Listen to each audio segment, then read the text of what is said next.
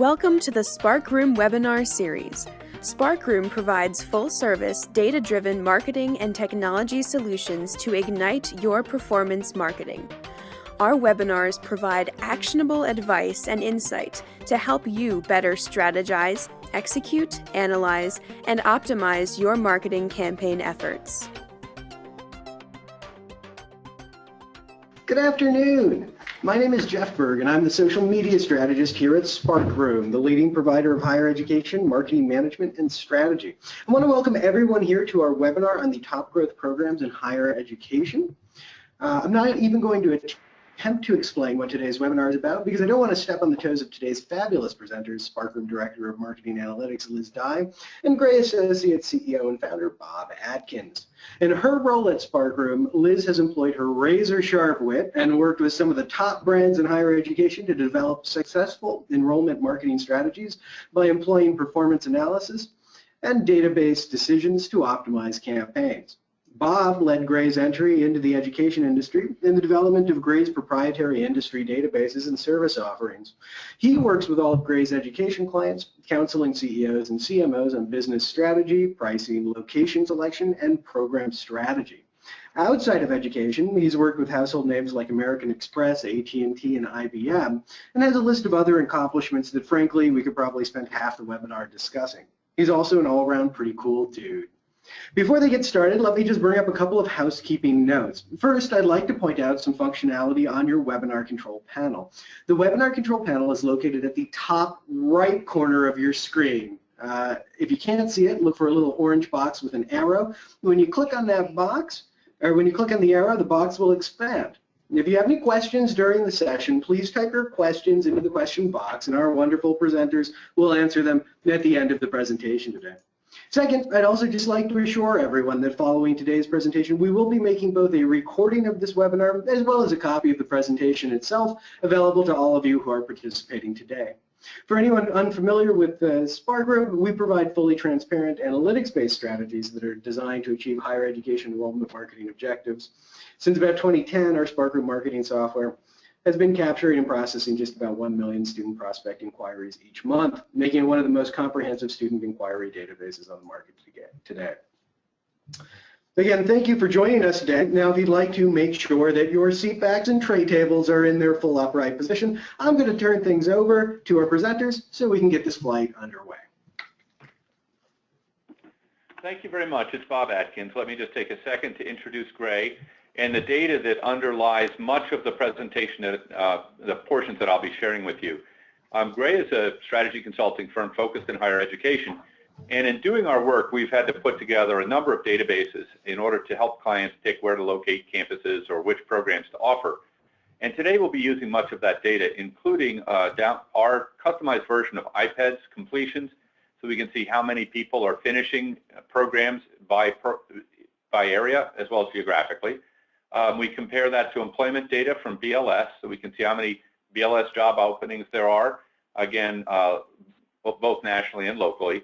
We also use Wanted Analytics. We found a number of issues with BLS, and we'll see some of those today.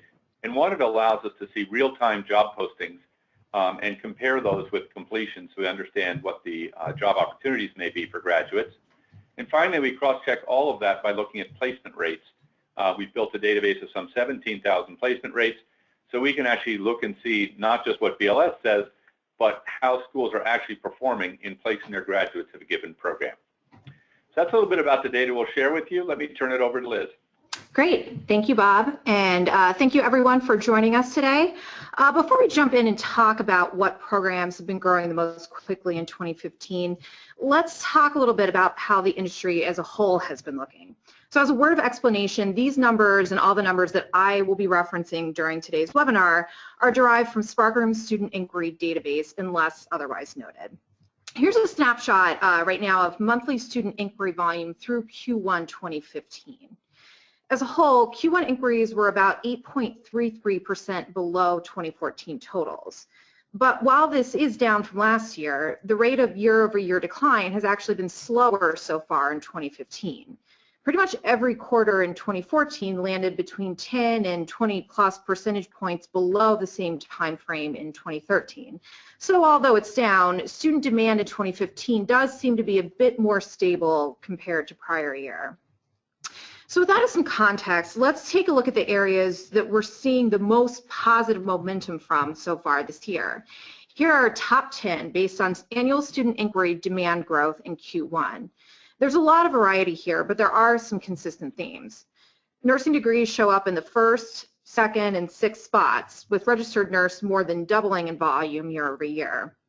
We also have 3 different education programs on the list, from specific credentials to the more general category. HVAC and welding are the fastest growing skilled trade programs, both up double digits since 2014. Our other top growing programs are historically popular ones. Paralegal has long been a strong inquiry driver, and psychology is popular at multiple degree levels and from schools in pretty much every sector. While there's lots to discuss for each of these programs, and we could take way more than today's hour, we'll pick just a few to focus on right now. Specifically, we want to take this time to explore programs that we feel aren't just big opportunities for schools, but also those that offer students strong employment outcomes in today's economy. There are also areas that both Gray and SparkRoom clients have begun to ask about more and more recently. So today we're going to focus on education degrees, nursing, and in particular registered nursing, and welding, in order to give you some insights into 3 very different growth areas today in higher ed. We'll use some measures listed here to really get at what's driving the growth. We'll start with getting a better understanding of the students who are enrolling in these programs based on a combination of first-party student data and third-party demographic intel. Then we'll gauge current student demand trends by using trends in Google's search query volume, inquiry volume, and inquiry to application conversion rates over the past 15 months. We know that there's been a lot of change in how prospective students learn about school via the various online and offline media channels, so we'll take a look at how those patterns are changing as well for these specific program areas. And then Bob will help fill in the bigger picture by giving an idea of how competitive each of these areas are for schools, as well as what employment factors are making these programs such good opportunities and why. And finally, some up-close looks at various markets that can help highlight where the best opportunities are. So we'll jump right in by starting with education programs. Before we even begin to think about marketing trends, it's important to get a sense of what sort of individuals are enrolling in these type of programs. As a little background, we gather this info at SparkRoom by building a demographic, behavioral, and psychographic profile of enrolled students based on first-party student data and additional third-party data attributes to get a household-level snapshot. Knowing this helps us build a better foundation for precise, targeted marketing. In this case, we found a few interesting attributes we wanted to share. First, this audience tends to be majority female, somewhere between 70 and 80% on average. They also tend to be on the younger side, with about half between 25 and 34 years old, and often with young children present. 3/4 are employed full-time, and over 1/4 changed jobs in the past year. So they're busy, but looking for ways to continue to advance professionally. From a media standpoint, these are very connected consumers. 90% use some form of social networking, which we'll get into in a little bit more detail in a few slides. They're using multiple devices, with 80% owning smartphones and 37% owning tablets, but they still dust off the old PC for certain activities such as shopping and email. As a result, their media consumption occurs around the clock, depending on the individual and the device. Finally, this group tends to be very family-driven in their purchasing habits. In other words, they're often making decisions based on the whole family and not just one individual. And as you might imagine, given all this device usage and the young demographic, education prospects are early tech adopters, which is great for those institutions who are taking innovative approaches to both marketing and course delivery. So with that profile in mind, here's a high-level view of student inquiry patterns we're seeing in the SparkRoom database. First and foremost, these are almost entirely inquiries for graduate-level programs. Just over 85% of student demand was for programs at a master's level or higher. The largest volume is for master's degrees in particular, but there's also a good amount of interest for doctorate and grad certificate or continuing ed credentials. Secondly, this is a growth area almost exclusively for online programs. As you can see, nearly 96% of inquiries were for fully online courses, with another 1.5% for hybrid learning options. Considering what we know about many of today's grad students in professional fields, it's not surprising that the most flexible form is the dominant one here. And finally, here's a quick list of the top subjects within the education category: leadership and administration, early or elementary education, and more general programs are making up the largest share of prospect inquiries. Google search query volumes are a great way for us to get an idea of how the very top of funnel demand is looking. Program-specific terms in particular are usually some of the first terms prospects start searching for whenever they begin the school shopping process, so they're especially helpful in assessing future trends in demand. In this case, we took a look at any education program-related terms to see how interest has trended over the past year. May 2015 is up 1.8% compared to May 2014, and the seasonal peak in January 15 has about the same rate of increase compared to the year prior. So it's not a huge spike, but definitely on an upward trend. Moving a little bit further down the funnel, here's a look at quarterly inquiry volume from Q1 14 through Q1 15. While volume declined quarter over quarter throughout 2014, inquiries bounced back in Q1 2015. As a whole, volume is up almost 14% year over year. Inquiry to application conversion rates followed an opposite trend over recent quarters. These are slightly below industry average rates during the same time frame, which trended just over 6%. However, they are right in line with the average online program conversion rate during 2014, which ranged in the mid 5% window. The upward trend is also in line with the industry as a whole, especially as many marketers began cutting spend and focusing on higher quality channels last year. Even though Q1 15 does fall a bit, that lead cohort at the time of this report wasn't fully mature, so it's expected that this will increase as the inquiries generated pass through full enrollment cycles. It's definitely encouraging to note here that it's already above last Q1's rate. The share of inquiries by marketing channel are listed here, comparing Q1 2014 to Q1 2015 to again see how schools and students are evolving their approach. The share of third-party or affiliate inquiries shifting from about 63% to 53% is fairly consistent with the overall trend. Many school marketers began to trim spend here in their first quality-focused efforts last year. So that isn't unusual, but I do want to highlight a couple of channels that are much higher for this program group than they are overall: email and social media. Email only made up 1.6% of all inquiries in Q1 15 for all programs, so coming in at over 12% consistently in both 2014 and 2015 for education programs is definitely somewhat unusual. While email is popular for re-engagement and nurturing at many schools, inquiry generation is typically stronger through other direct response channels. So this is a great takeaway for schools marketing education programs, given how low cost and apparently effective email can be. Social media is also much higher here than it is for the aggregate program group, where it made up just 1.62% of inquiries in Q1 15. Not only that, but it's grown tremendously in the past year and now makes up nearly 14% of the total share. Let's focus a bit more on social media and what's driving such a sharp increase. In this case, it seems to be almost entirely coming from inquiries generated on Facebook. In fact, 98% of social media inquiries in Q1 15 originated with a Facebook ad. And as you can see, it's grown by leaps and bounds pretty much every quarter since 2014. According to eMarketer, global social media ad spending is on the rise and is projected to increase by 1/3 this year to exceed $23 billion. That puts it at 13.9% of total digital ad spend, a huge increase from where it was this time last year, and especially in a year prior. Part of that increase is driven by a rise in Facebook click-through rates, estimated by some to be up as much as 250% year over year. Contrast that to LinkedIn inquiry performance, which made up the bulk of non-Facebook inquiry volume for education inquiries. It peaks in Q2 2014, then decreases substantially throughout the rest of the year. There's only a middling bounce back in Q1 15, but it's nowhere near its prior quarter's totals. So it's clear that Facebook is practically the sole driver in this channel and that it's becoming an extremely effective way to reach this audience segment. And I'll turn it over to Bob here to talk about the competitive space and how that's evolved.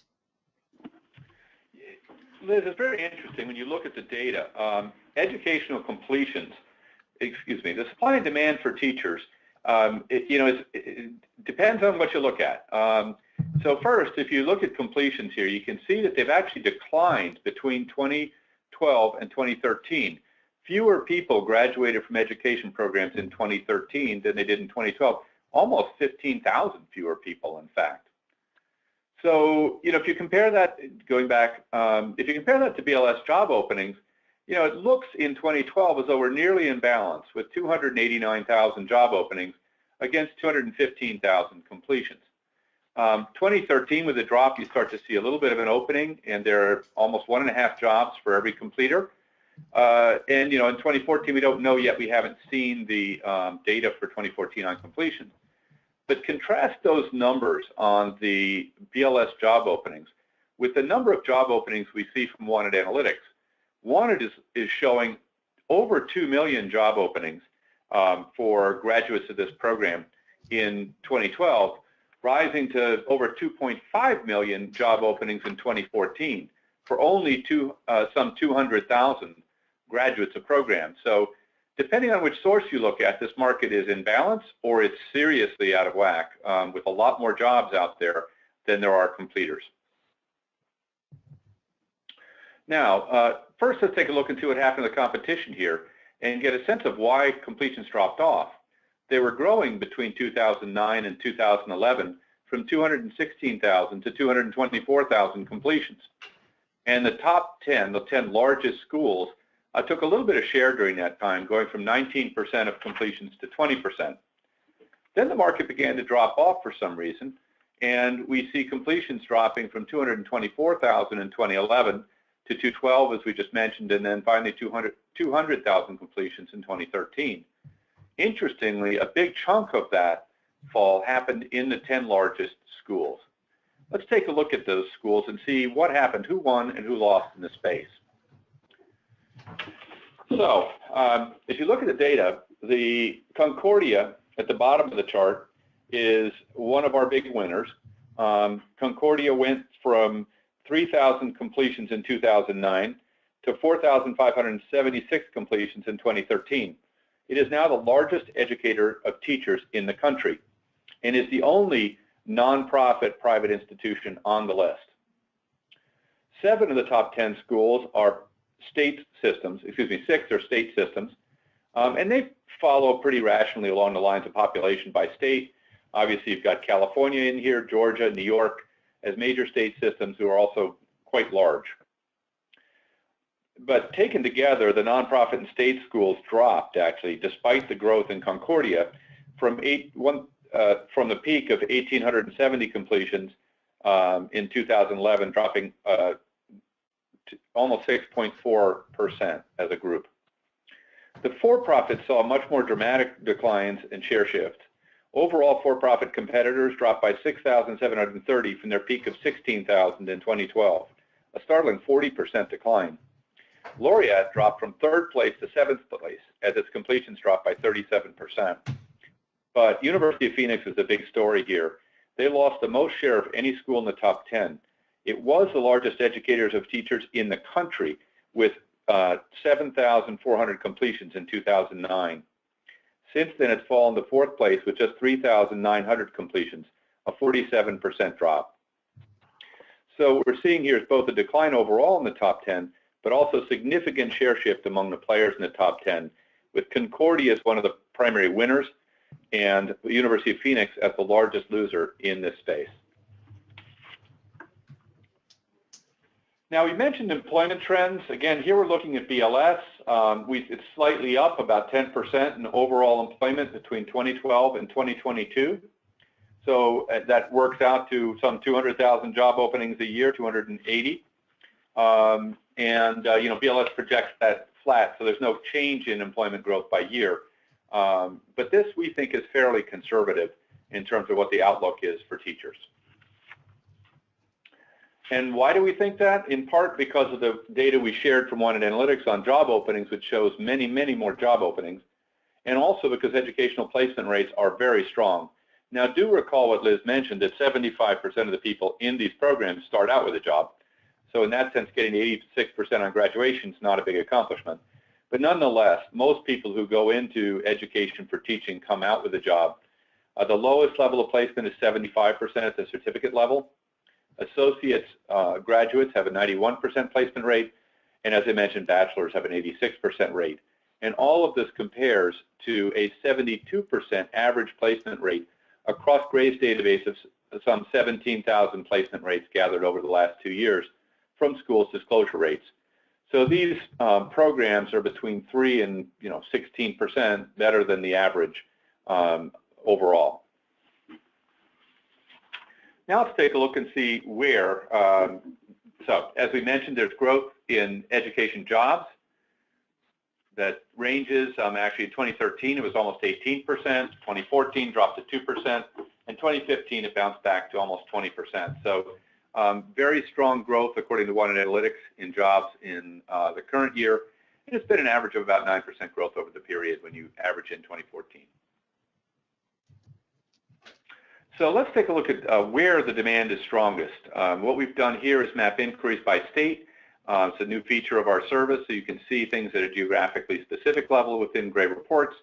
And you can see here that, as you would expect for education, the preponderance of inquiries comes from your highest population states.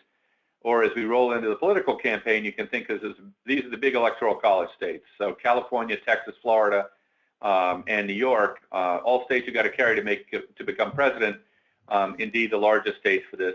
In addition, though, we see Georgia as one of the major players in this space in terms of demand. And interestingly, and you'll see this again in the later data, the Carolinas are quite strong too. Both North and South Carolina are among the top states in the country. Others that matter include Illinois, Ohio, and Pennsylvania. But where specifically, if you're going to locate a campus, so you wanted to beef up your marketing for a program that you offer, where should you do that? And to figure this out, we look at 3 factors: employment growth, completions growth, and inquiry growth. So a note on completions. We actually give a higher score for decline in completions, which indicates a potential decline in competition in a given market. So as the completion score gets higher, there's less competition in that particular market. Now what we do for these is in each of the categories, we score 70 cities in the United States. And then we rank everybody, and we look at what percentile a school falls into. So if you're the #1 school, you're in the 100th percentile.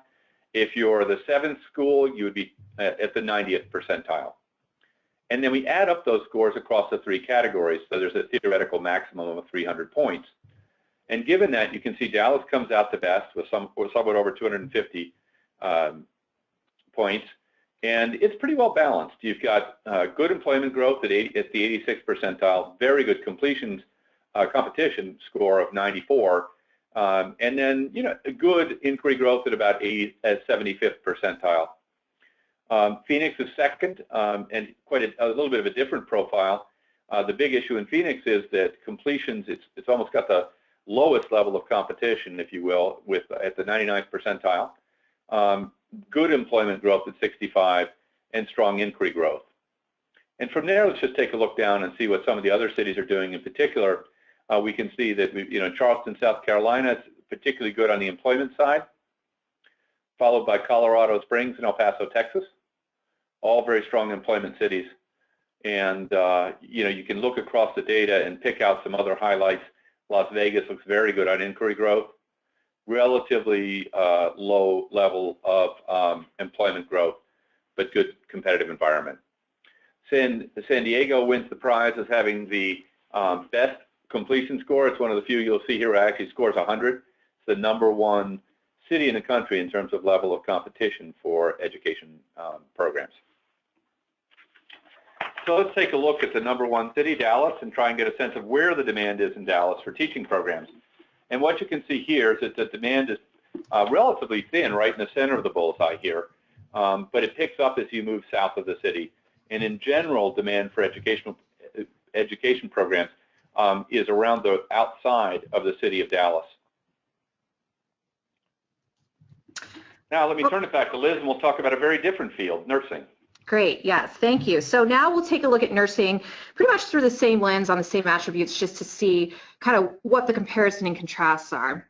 So we'll start again with a typical student profile. We get a slightly different picture than we did with the education students. In this case, the audience is even more female skewed at nearly 90% of the total. There's also a more middle-aged demographic with 43% between 43 and 54 years old. They also tend to be from slightly more affluent households. 48% have annual income above $75,000. And typically there is more than one employed adult and one or more children present in each household. From a media consumption perspective, there are also some important distinctions here. Although 83% of households do use smartphones, 2/3 still prefer to browse the web using their PC. Social media is also popular with this crowd, but so is traditional media, making both important to brand building efforts for this audience. And finally, this is a group that is committed to lifelong learning, particularly when it comes to seeking opportunities to improve their family's finances. Next, an overview on nursing inquiry trends. The bulk of the growth is occurring at the master's and bachelor's levels. The former doubled and the latter actually tripled inquiry volume year over year. Online and on-ground programs split the inquiry volume nearly down the middle, with hybrid programs making up the balance of inquiries. Depending on the credential and level of hands-on classroom time needed, students are pursuing these degrees in a variety of different formats. The fastest growing segment of programs is the online bridge program. There was 128% year-over-year inquiry volume growth for these programs specifically, which are often additional professional credentials needed to either advance or in some cases just keep a current nursing job. The RN to BSN is the largest subset of these. Google's search query trends indicate that nursing's growth is likely to continue. It's been on a steady upward climb nearly every month for the past year. May 2015 queries were nearly 15% higher than the prior year. For most of 2014 rather, there were nearly 750,000 nursing inquiries each month. As we saw way back on the top 10 programs list, nursing has grown tremendously year over year. Inquiries for these programs increased during the first 3 quarters of 2014, but really accelerated in the first part of 2015. I took a peek at Q2 15 trending, not shown here, since it's seasonally a bit lower than Q1. But as of yesterday, we're actually on track to match those Q1 totals, so no signs of slowing down anytime soon. The conversion rates for nursing are much higher than the averages we see, both for campus and online programs. Performance has dipped a bit in Q1 2015, but again, this lead cohort likely isn't mature, and even still, we're not far off from where Q1 14 ended up. Typically, when inquiry volume increases, performance decreases due to reduced efficiency and the difficulty of scaling high-quality inquiries. However, given how much the volume has increased, it's a very strong indication of nursing enrollment growth for conversion rates to remain as high as they were in Q1 15. Here's a breakdown of where this large inquiry growth is coming from for nursing programs. This one is especially interesting because the most easily scaled channel for sheer inquiry volume for any program is by far affiliate data leads. And yet the overall share coming from third-party sources is down very significantly from Q1 14, and now affiliate data leads only account for just over a quarter of the total share. A few channels that gained that inquiry share lost by affiliate leads in Q1 15. The most sizable increases were for school websites and paid search campaigns. They collectively increased share volume by nearly 24 percentage points over the past year. We looked at Google's keyword history again to find out what terms are showing the most traffic growth compared to last year. By far the fastest growth is coming from the BSN online ad group, which is also one of the priciest cost per click of any program-specific terms. But other areas are seeing growth as well. Nursing doctorate, general nursing school searches, and then some more specific categories as well. Practitioner education and neonatal nursing are niche areas poised for growth if the front-end search volume is any indication. And now I'll send it back over to Bob for some more of the factors driving this growth. Again, let's start with a question of supply and demand. I think for the first time, people are starting to say that there might be a glut of nursing graduates coming up in 2025. And let's take a look at why they might be thinking that and what the answer may really be. First off, we start with completions. And as you might expect, there are more nurses graduating each year. The numbers are up from 226,000 in 2012 to 241,000 in 2013. Now, if you went by BLS job openings due to growth and replacement, you'd have some pretty grave concerns here. Job openings due to growth and replacement are hovering around 100,000, according to BLS. So there would be 2 nursing graduates for every job opening in nursing. That'd be obviously pretty troubling. However, when you look at wanted and the job openings that are posted online, they've been growing steadily from 3.3 million to almost 4.2 million in 2014. And so it's got a very substantial growth in the number of job openings. And these are actual job openings posted on hospitals' websites and on the internet under various job programs. So by that measure, there's no abundance of nurses. Now, as we look at completions, it's a very different story from what we saw in education. The total completions are up, and they're up strongly over the period, rising 6.5% a year. And keep that number 6.5% in your head when we think about what's growing faster, employment or completions. Also different from education here, you can see the largest players actually took share. The top 10 went from 15% share in 2009 to 16% share in 2013. So not only did the market grow, these folks grew faster than the market. So who are they and what happened? First, many of you know, let me explain. There's a small error on the key on this chart. The bottom slice, the light blue there, is actually the University of Texas. And the University of Texas is now the largest nursing school in the country in total. It has grown from 2,100 to 5,000 completions over the last 5 years. Here, 6 of the top 10 schools are state systems. And again, they tend to track with population for something like nursing. They are Texas, New York, California, Georgia, and Florida. Together, the nonprofit and state schools grew a total of 23%, from approximately 21,000 completions to 26,000 completions in 2013. Again, with the University of Texas leading the pack. As a group, the for-profits saw dramatic growth. Overall for-profit completions grew from 5,800 to 12,858 completions in 2013, a startling 122% growth over that 5-year period. Chamberlain is now the second largest nursing school in the country. It grew from 945 completions in 2009 to almost 5,000 completions in 2013, growth of over 400%. Interestingly, the University of Phoenix has not kept up with the market. Its completions have only grown 10% over the period. One of its close neighbors, Grand Canyon in Phoenix, is a serious emerging player in the space. It had just 655 completions in 2009, but finished with 3,400 completions in 2013. Like Chamberlain, it grew over 400%. The overall winners, Grand Canyon had the fastest growth, but Chamberlain added more students than any other school. UT was also a contender for the top spots and clearly led all other state schools. Then we get to whether they're jobs. And as I mentioned, BLS is a fairly conservative estimate that we'll need another 1 million nurses over the time period, half of those due to replacement and about half of those due to growth. The job openings over this period, though, have been growing faster than completions. Remember, we saw 6.5% average completion growth in completions. But in 2013, job openings grew 15%. These are job openings on Wanted Analytics. 2014 up 9.4%. 2015 up so far another 8.6%. So actually, the job openings are outpacing the growth in completions.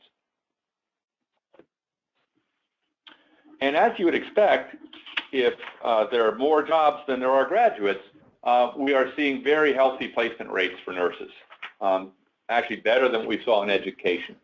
Remember that the average across all programs that we monitor is 72%, and the lowest placement rate we see here for nurses is 82% for an associate level nurse. It rises to 100% for doctoral trained nurses, but do remember almost all doctoral candidates are already employed. So, achieving 100% isn't what it might be in a different kind of program. Bachelor's degree and certificates, both placing at 88%, and postmaster certificates, again, largely employed folks, placing at 95%. So there's no evidence in the data that we have that the glut is upon us. Not impossible that one will appear, but this looks like a very healthy program overall. Where? Again, nursing is going to tend to track population. So California, Texas, Florida, all predictable entrants. New York is following behind them. You can see Ohio there has very strong inquiry demand as well. One of the surprising ones is Arizona, which is not that large a state in terms of population, but also does quite well in terms of demand for nursing. And then you can see the Carolinas do well, Indiana and Illinois, and again, surprises given their population. Nevada and Salt Lake City in that area also tend to have relatively high volumes of nursing, especially given the relatively low levels of population in those states.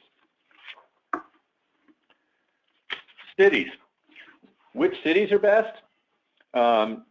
First, Charleston. Here you are in South Carolina, again with a high-scoring city, leads the pack with 264 completions. It was over the 97th percentile employment growth, and so one of the sharpest declines in competition. It was followed by Austin, which had the highest employment growth of any city. And overall, it appears that the Southeast is a very attractive region for nursing, with 3 cities in South Carolina making our list, plus Miami and Atlanta. Let's take a closer look at the top market, Charleston. Charleston's interesting. It's not a ring, the demand isn't a ring around the city here. What you can see is that it really runs north and west out of the city along the major highway. So if you're thinking about locating a school or intensifying your marketing, downtown Charleston might not be the place to be. You might want to be north and west of town, closer to the demand in that area. It also may be an important place if you're selecting geographies within Google to emphasize your advertising budget. Let me turn it back to Liz, and finally we'll get to what you might call a hard trade, work with your hands job in welding. Yep, thank you, Bob. So on to a very different beast here, our final frontier for today, welding. The typical welding prospect looks pretty different, as you can imagine, from either of the other 2 we just looked at. First, this is a male-dominated field. According to IPEDS, 95% of welding completions in 2013 were by male students. They're also younger and less affluent on average. 1/3 were below 34 years old, and average income is less than $40,000 a year for nearly half of the households. Additionally, there's not as high of a current employment rate amongst the heads of household, with only 60% reporting that they're working full-time. Looking at media consumption, there are some differences here as well. Most web use is at home and via PC. Part of that is due to lower smartphone user rates, with only 71% estimated penetration in this audience. Of that group, the preference is for Android devices, with only 1/3 using iPhones. There's also less social media use, although that's a pretty relative statement at this point, since 81% do use some form of social networking. As a result, this tends to be a less multi-screen, always connected group when it comes to personal devices. Early tech adoption and the next big thing isn't as much of a focus for this audience specifically. And one final attribute to note is a strong focus on product value in shopping, both for everyday and big ticket purchases. Taking a look at our fast facts for welding, these degrees are typically offered as certificate or diploma programs, with under 5% of inquiries for an associate degree. Since this is a hands-on skills-based training, it's not surprising that these programs are campus-based, but there are some interesting trends when it comes to which markets are generating the largest share of inquiries. Texas specifically stands out, with 2 of the fastest growing markets in Houston and Dallas-Fort Worth. Some of the other strong markets for welding inquiry growth include Jacksonville, Florida, Denver, Colorado, and both Tulsa and Oklahoma City. We know that these are strong due largely to the natural gas and oil booms in these states, but since that activity has slowed somewhat in recent months, it'll be important for schools offering welding to monitor market-specific performance to see how these geographic trends are impacted in the future. And while welding is by far the largest program in the precision production category, there are some other smaller programs that also grew in Q1 15. Leatherworking and upholstery and CNC machinist technology are still less than 1% of all inquiries, but in certain markets, these programs have been posting some solid gains as well. The top of funnel search query story indicates some potential cooling ahead for welding programs.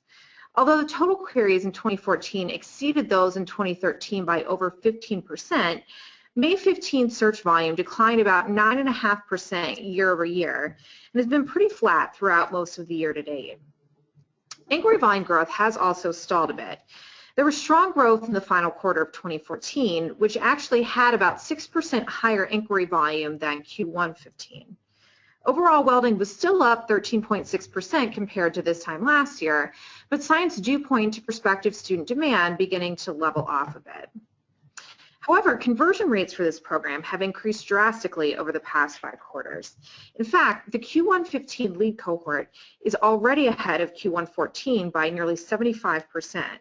So even though inquiry volume has started to flatten, the significant gains in conversion indicate that these programs are still very attractive to prospective students. As with other programs, there have been some serious shifts in media mix for welding in 2015. Affiliate data leads make up the lowest share of volume of any of the programs we've looked at and dropped about 4 1/3 percentage points year over year. Affiliate hot transfers actually picked up a bit during that same time frame, but are still a small percentage of the total. Another interesting note for welding are the referral inquiries. In most cases, we are seeing inquiries, flagged as either rep or student referrals, stay relatively low as a percentage of the total. Overall, referrals made up just 3.6% of all inquiries in Q1 15. For welding, they've declined pretty significantly in Q1 compared to 2014, where they were over 20% of all volume. That represents a net volume loss of 30% year over year. Certainly, that's disappointing for schools to lose that kind of volume, given the high historic conversion rate for referrals, but even a mix including 12.4% of referral inquiries is one that most school marketers would be pretty happy about. Other channels I wanted to highlight here are social and offline media, given their higher than usual share of welding inquiries. Typically, both channels make up each between 2 and 4% of an average school's inquiry volume, so to see them both over 10% is somewhat unusual. But the trends are slightly different. Social media generated inquiries are up while offline inquiries are down. So let's take a deeper look at what's driving the inquiries in each of these categories. For traditional, or our old media, TV is still the biggest source of inquiries, with nearly 80% of volume. The total inquiries from TV remain flat year over year. Where there were some increases in traditional were for outdoor and print sources, both more than doubling in Q1 15. We've noticed that offline media inquiries are down for most schools, and one of the biggest culprits seems to be the fact that people are often going online to inquire after seeing offline ads. So it's likely that the same thing is happening for welding, although the volume share from offline channels is still relatively strong. Then looking at the news, social media, Facebook is driving a majority of these inquiries, just as we saw for education programs. It also grew by 385% year over year. What made up the rest of the volume was split between a number of other smaller sources. Google+, school blogs, Twitter, Yelp, and even YouTube all contributed a fast-growing portion of welding inquiries during Q1 15. So we're seeing that social media is, in this case, a more diverse, fragmented channel, but it's definitely gaining a foothold, even in audiences that aren't as heavy of social media users as some other segments. And back to you, Bob, for a little bit more color on the welding trends. Thank you very much. In welding, we can see the completions data here really quite different from the other two. We had one market in education that was down in terms of completions, one in nursing that was up, and here we have in between, pretty flat. There was a big bump up between 2009 and 2010, I think coinciding with the real peak in the oil and gas space, and also the recovery from the recession. 2011 through 2013, it's really oscillated between about 24,000, 26,000 inquiries, up slightly this year to 2013 to 25,700 inquiries, more or less. Note here the very high share of the top 10 competitors in welding, running into the almost 50%, but down a little bit since the peak in 2011, where the top 10 fell from 49 to 39% over that period. So there's some pretty significant share shifts going on in a market that's overall kind of flat. Let's take a look and see who's winning and losing. What you see here is, interestingly, at the bottom of the chart, Louisiana flopping all over the place. They were fairly small in 2009. They grew dramatically in 2010, stayed up through 11 and 12, and then possibly with a decline in the oil patch, or God knows what happened to the college system as the taxes were cut in Louisiana. In any case, they dropped quite substantially in 2013 and account for almost all of the decline in the overall share of the top 10 during this period. You can also see overall the top 10 that the industry would have been up had it not been for the decline in the top 10, which peaked at 12,000 completions in 2011 and dropped to just 10,000 completions by 2013. The other major story here is the technical system of Georgia, which also took a big hit between 2010 and 2013, dropping quite substantially over that time period. These are all state systems, except for one there, Tulsa Welding School, which is the only for-profit on the list. And Tulsa Welding School has been basically flat over the period, dropped a little bit from 1,400 to 1,200 since the peak at 1,400 in 2010. Supply and demand for welding, again, we have an interesting contrast. If we look at just BLS versus the number of graduates, you'd think we'd have a problem placing welders. There are 13,000 job openings due to growth and replacement in BLS, the purple bar. You can see completions were 24,000 in 2012. And with those two ratios, you'd expect we'd have had trouble placing welders. However, when you look at wanted and the job openings in the industry, it's a very different picture with almost 10 times as many job openings as there are welding completions in 2012 and 2013. And good growth in overall job openings in wanted over that time period, growing from 195,000 to 216,000 during that time. So if BLS is right, we should see low placement rates. If our wanted data is more correct, then we should see high placement rates. And let's turn the page and see what we actually got. What you can see here is not nearly as good as education or nursing, but these are still good placement rates for a trades program. Many of the trades are really in the low 70s. Some of them even go into the high 60s in terms of average placement rates.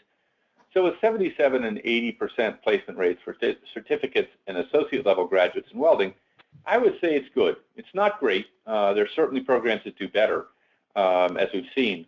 But these are pretty decent placement rates and more consistent with a robust outlook for welding.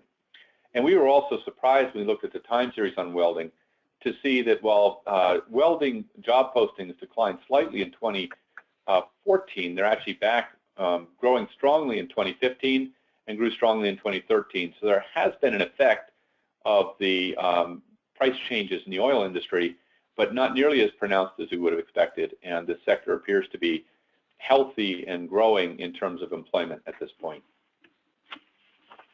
Now, the question becomes where, and as Liz showed on one of her maps, the where here is a little bit different.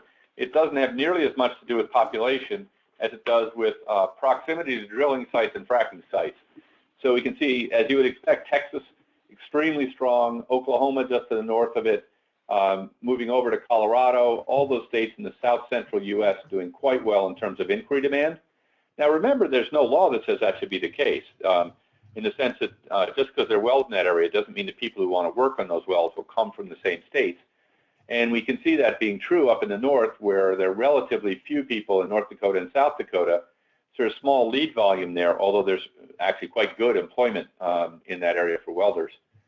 But on the East Coast, I think we're seeing a fundamentally different phenomenon in some states. Pennsylvania, still a fracking state, probably still driven by oil and gas, but Georgia and Florida, I think we're seeing growth driven by the construction trades, which are very robust right now.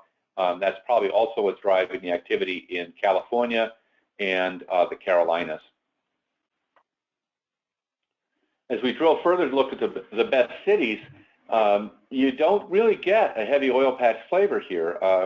Charlotte, North Carolina comes to the very top of the list with strong employment growth, the lowest level of competition in our data set here for this program, and very healthy inquiry growth. Then you do see one Texas city, and there's a second, Austin Round Rock, down about number 6, 7 on the chart.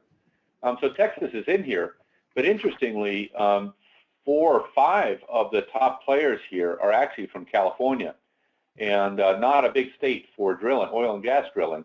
And we believe what's going on here is growth in construction and the welding jobs that are associated with that, and interest in the program as a result. So again, you'd think this is all natural gas, but actually what we see here is a mix of natural gas driving some opportunity, but actually construction driving a great deal of it as well. So let's take a look at Charlotte and see what's going on and where the demand is in Charlotte. Unlike our other cities, the demand for welding is right downtown. You can see the county that encompasses Charlotte has the highest level of demand, the dark blue, and the outer lying areas relatively less demand. You recall in Dallas, when we talked about education, it was completely the opposite, with a ring of demand around the outside of the city.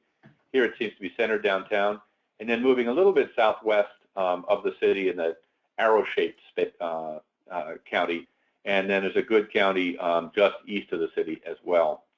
So again, quite a different story here. Most of the demand for welding comes from the center of Charlotte. Let's take a look forward and see and summarize across all three categories. In our view, all of these programs are relatively promising. Welding, nursing, and education, very different programs, but with the right data, you can identify programs that not only have good student demand, but also have declining competition and growing employment outlook. So as we mentioned, in nursing, you've got strong student demand. You have some completion growth at about 6%, but your employment growth is actually much stronger at 11%. Education, we're actually seeing a decline in the number of completions, most likely due to contraction in the for-profit sector, but we're seeing growth in student demand and growth in employment. So for schools in that space or schools thinking about getting in it, education is a very promising space. One other thing as we move from education to welding to think about is the difference in the marketing programs you would need to attract students in these areas. As Liz mentioned, education, almost entirely an online community, very tech savvy, and want an online program. In welding, by contrast, we're into a less affluent, not employed, and not as tech savvy group who want a hands-on program that has to be delivered on campus almost by definition. Here again, though, the student demand, competitive environment, employment, all favorable. So with the right data, you can identify programs like this and understand not just how they're doing nationally, but where specifically in the markets you serve or the markets you might want to serve, they best fit. Great. And a couple more things from the very front end demand perspective. So we took a look at, to figure out what's on the horizon, a little bit more into these programs, what we're seeing in Q2 and some of the related programs. So, first and foremost, I think with the education degree trends, today we're seeing a lot of activity in the more general or specifically the early childhood and elementary education areas.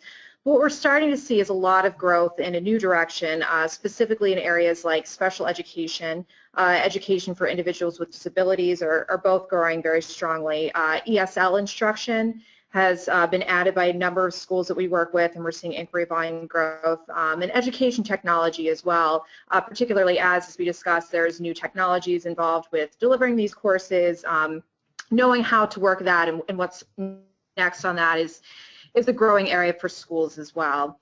Next, even though nursing definitely seems to be on an upward track and no signs of slowing down, there are other areas in healthcare training that we're starting to see gain steam as well. Programs like ultrasound and radiologic technician, physical therapy assisting, and some more specialized areas are on the smaller side right now, but they continue to gain a share of inquiry volume pretty much every quarter. We continue to see, too, with graduate programs specifically, like those in the education field, that we're seeing more and more migration to online and hybrid delivery formats. For non-traditional and adult learners, the flexibility of online learning for professionally focused grad degrees makes a lot of sense. Aside from education, this is also a trend we're seeing for programs in psychology, public health, public administration, business, just to name a few. So while the campus-based counterparts may be stagnant or declining for many, the online or hybrid learning options continue to generate strong student demand. And finally, skilled trades like welding and HVAC continue to do very well in select markets, but successfully offering these programs really relies on knowledge of what's happening in local economies, as well as what kind of training is needed to provide those in-demand skills sought by industries and employers. So short, focused credentials can allow schools to be nimble in meeting this demand and ultimately providing students with the right training at the right time in the right place.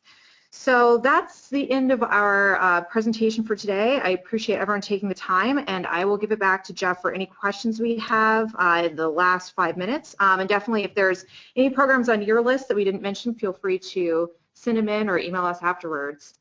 Great. Thanks, Liz. So now, as Liz mentioned, it's time for us to take some questions. Again, if you have any questions, please type them into the question box on your webinar control panel. If you can't see the control panel, look for the orange box in the upper right-hand corner of your screen. When you click on that, the control panel will expand. And there'll be a little panel for you to type questions in. We've received a couple questions already. Well, first is more of an observation. Somebody wrote in to say that construction is indeed booming in the Bay Area and Sacramento regions, so welding makes sense. Thank you for submitting that. Somebody else wrote in, is it possible that the strong showing of inquiries in Arizona is due to the location of Grand Canyon and the University of Phoenix? I think, real quickly, I think that may certainly have something to do with it. Grand Canyon does have a large campus in Arizona, but it's also important to remember that that's got a huge percentage of the aging population right now that we keep talking about as being one of the next big healthcare considerations. Florida and Arizona, I believe, have the two highest population of older and senior citizens, so that I would say probably has something to do with it as well.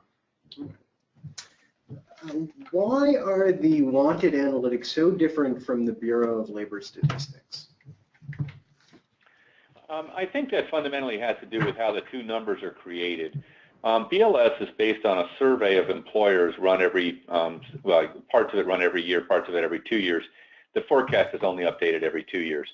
So it has a few intrinsic things. One, it's always dated because it's, surveyed at a certain time and then announced later and analyzed and announced later. Second, it is based on a survey. So its accuracy depends on the accuracy with which employers fill out their forms, or even for that matter, know what the real data is for their company. And in many cases, especially with smaller establishments, they really don't keep track of the numbers. And so it's even an estimate on behalf of the person who's creating it. Wanted, on the other hand, is actually looking at job postings on the internet. And so that's, if you will, real data. It's actual job postings, and it's very current. The numbers we're sharing today, the most recent ones we pulled just a few days before this webinar. So they're really up to the minute. Beyond that, it's a very interesting question. They're not quite the same number as the other thing. BLS tries not to include turnover when somebody moves from one job at one place to another job within the same industry. So a teacher moving from one school to another would not show up in BLS, but they absolutely would show up in Wanted Analytics as a job opening at the school they left, and actually filling a job opening at the school they're going to. So that's probably the largest single explanation, is the inclusion of, if you will, churn. But I think there's also a big issue in terms of just how the data is derived. And the more current and in many ways more accurate metric on demand is, in my view, probably Wanted. It's those jobs your students are going to compete for, regardless of whether they're truly growth jobs. They're going to be competing for the jobs that are posted on the web. All right. Is it possible that Wanted is counting the same jobs more than once because it's posted on multiple websites? It's possible, and I'm sure it happens to some degree. They do go to some length to try and delete duplicate jobs, but when you're using the Wanted data, the thing to pay attention to most closely are the trends and the growth rates you see. That way you can, if you will, adjust for the fact that some of them may be duplicates. But they do make an effort to strip those dupes out. All righty. So somebody asked what you think about the occupational therapy assistant program. I've actually seen that added by a few schools into the database recently. It's small. I think it's like some of the other smaller niche healthcare programs we're seeing, like ultrasound and radiology, where it's becoming more and more of a focus, but it's still small. I think there's definitely room for growth there, especially as more specialized healthcare jobs are in demand. Right. I would agree. You do see people adding it. I represent psychology and counseling programs, and I know psychology was on your list. Do you have any data or suggestions on top careers for those seeking degrees in psychology? In terms of careers, I would have to look that up. Bob, you might have more insights into that. Yeah, there are a number of careers, not all the best paying. Social worker tends to be one of them for a BS degree. Very low paying job, but can be very rewarding. Moving on into things like HR, where often people in HR will have a psych background. And then, of course, there's really being a practicing psychologist as well. And then there are various counselors, for example, the school psychologist positions that are open. But I would say probably the biggest would be HR, and then, psychology itself. We do have that data. If anybody's really interested, just get in touch and we can pull it for you and let you know. All right, great. Well, that looks like about all of the questions that we've had come in. Again, if you do have a question, feel free to send us an email to any of the contact information that is on your screen right now. For more information on SparkRoom's products and services, you can always go to www.sparkroom.com. And if you missed any of the URLs or you'd like to have another look at this presentation, we will be sending you an email within the next couple of days, which contains both a link to this presentation, and we'll also be posting this information on our blog, which is located at www.sparkroom.com/blog. Again, thank you for joining us and have a wonderful day. Thank you for your time. For more performance marketing resources, including our series of on-demand webinars, go to sparkroom.com/resources.